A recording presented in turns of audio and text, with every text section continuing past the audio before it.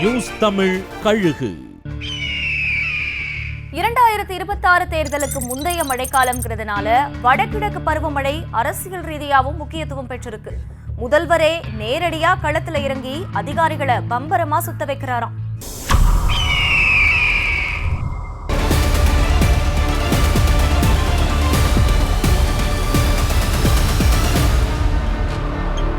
சென்னையிலிருந்து மழைக்கான முன்னெச்சரிக்கை நடவடிக்கைகளை முடுக்கி விடுறதுக்காகவே 24, 25 தேதிகள்ல நலத்திட்ட உதவிகளை கொடுக்க போற தன்னோட தென்காசி பயணத்தை ஒத்தி வச்சிருக்காராம் முதல்வர். தீபாவளி அன்னைக்கு உள்ளாட்சி அதிகாரிகளை அழைச்சு பேசின முதல்வர் சென்னையில ஒரு சில ஏரியாக்களை சொல்லி அங்கெல்லாம் எடுக்கப்பட்ட நடவடிக்கைகள் என்னன்னு கேட்டாராம். அதுக்கு அதிகாரிகள் சொன்ன பதில்ல திருப்தி அடையாம தானே சென்னையில தங்கி அதிகாரிகளை ஒருங்கிணைச்சு மழை பாதிப்பு முன்னேற்பாடுகளை செய்ய தீர்மானிச்சாராம் முதல்வர். தலைமைச் செயலாளரை உடன் வச்சுக்கிட்டு வானிலை ஆய்வு மையத்தோட தகவல்களையும் கையில வச்சுக்கிட்டு ஒட்டுமொத்த அதிகாரிகளையும் முடுக்கி விட்டிருக்காராம் முதல்வர்.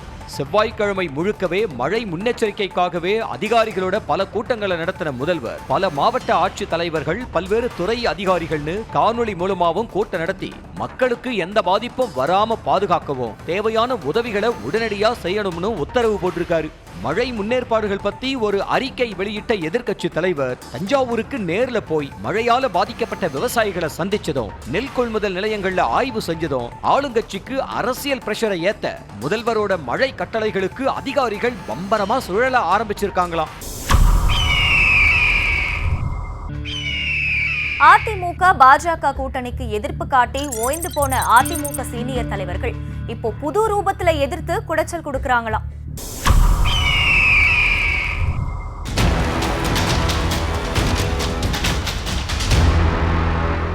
சிறுபான்மையினர் அதிகமுள்ள தொகுதிகளை குறிப்பா இஸ்லாமியர்கள் இருக்கிற தொகுதிகளில் போட்டியிட தயக்கம் காட்டுறாங்களாம் அதிமுகவோட சீனியர் தலைவர்கள். ராயபுரத்துல ஜெயக்குமார் தொடர்ச்சியா வெற்றி பெற 2021 பாஜக கூட்டணியால முஸ்லிம் ஓட்டுகள் விழாம தோல்வியை சந்திச்சாரு. அதே மாதிரி சி.வி. சண்முகமும் விழுப்புரம் தொகுதியில முஸ்லிம் ஓட்டால தோத்து போனாரு. இந்த முறை ஜெயக்குமார், சி.வி. சண்முகம் உள்ளிட்ட பல சீனியர்கள் அவங்களோட சொந்த தொகுதிகளில் போட்டியிடவே தயங்குறதா சொல்றாங்க. வேற தொகுதிகளையும் தேட தொடங்கி இருக்கிற இந்த சீனியர்களை தேர்தல் சமயத்துல சம்மதிக்க வச்சு அவங்க தொகுதியிலேயே போட்டியிட வைக்கிறது அதிமுக தலைமைக்கு பெரிய சவாலா இருக்கும்னு சொல்றாங்க. கடைசி நேரத்துல தலைமையோட கட்டளையை கேட்டுக்கிட்டு அதே தொகுதிகள்ல ஜெயக்குமார், சண்முகம் மாதிரியான சீனியர்கள் நின்னாலும் ஜெயிக்க முடியுமான்னு யோசிக்கிறாங்களாம். அமைச்சர் நேரு கொடுத்த தீபாவளி பரிசிலையும் கை வச்சுட்டாருன்னு நெல்லை மத்திய மாவட்ட திமுக செயலாளர் மேல அறிவாலயத்துக்கு புகார் போயிருக்கான்.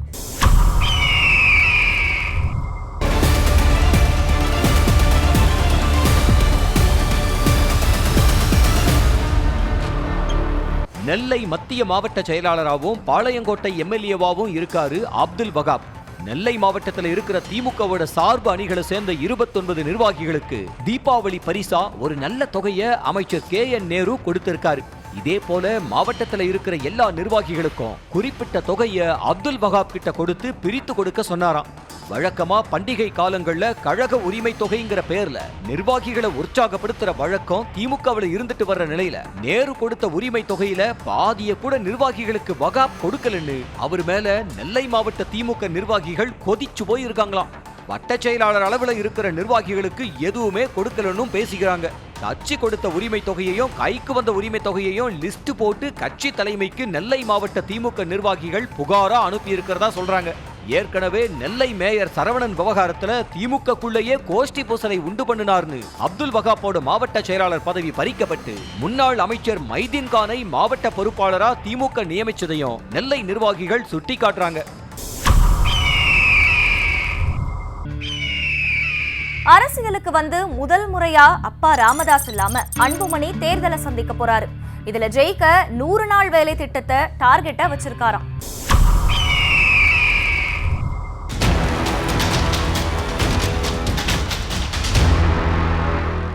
அரசியல்ல ஒரு தலைவராகவும் அப்பாவுக்கு அரசியல்ல வெற்றி பெற்ற மகனாவும் நிரூபிக்கிற கட்டாயத்துல இருக்காரு அன்புமணி. எதிர்க்கட்சி கூட்டணி தான் முடிவான நிலையில வட மாவட்டங்கள்ல பாமக செல்வாக்கான 60 தொகுதிகளை தேர்ந்தெடுத்து அங்க 100 நாள் தங்கி இருந்து கைவிட்டு போன செல்வாக்க மீட்கணும்னு கட்சிக்காரங்களுக்கு கட்டளை போட்டிருக்காராம் அன்புமணி. எந்த கூட்டணிக்கு போனாலும் தான் தேர்ந்தெடுக்கிற 60 தொகுதிகளுக்குள்ள இருக்கிற தொகுதிகளை கேட்டு வாங்கணுங்கிற முடிவுல இருக்காராம் அன்புமணி. 60 தொகுதிகளோட முதல் கட்ட ரிப்போர்ட் பொங்கலுக்கு முன்னால கொடுக்க சொல்லி இருக்காராம்.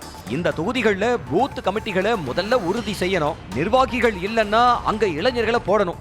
எந்த நேரத்திலையும் நேரடியா தான் கிட்ட பேசலாம். தேவைப்பட்டா தொகுதிகளுக்கு எந்த நேரத்திலையும் வந்து வேலை செய்ய தானும் தயாரா இருக்கேன்னு பனையூர்ல நடந்த நிர்வாகிகள் கூட்டத்துல பாட்டாளிகளுக்கு பூஸ்ட் ஏத்தி அனுப்பி இருக்காராம் அன்புமணி.